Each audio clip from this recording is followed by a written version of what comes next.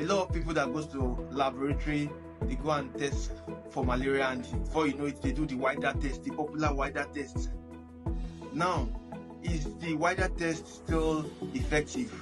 Secondly, there has been so many noise about Nigeria being the highest burden of malaria globally. The question is, how many of these people that are reporting to have malaria are really having these malaria parasites in their blood? Very much. So the first thing is to say that the wider test is not for malaria, it is for typhoid.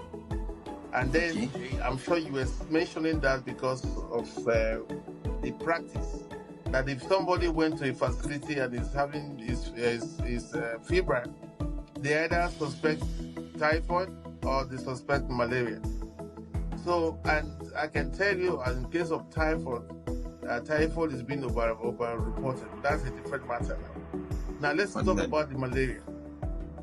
Now the malaria has two tests that are used routinely. One is a rapid diagnostic test, and the other one is the microscopy, where they will have to collect blood and look at it under the microscope.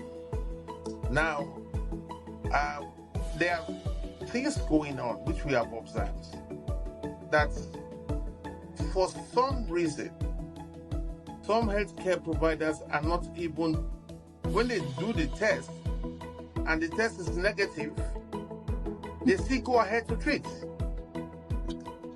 So they work with the assumption that every fever or every symptoms of malaria is malaria, but that is not correct.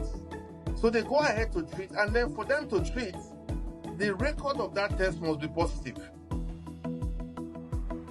So the record of that, so therefore, and that's the record of WHO lays his hands on, and that's the record Nigeria has currently.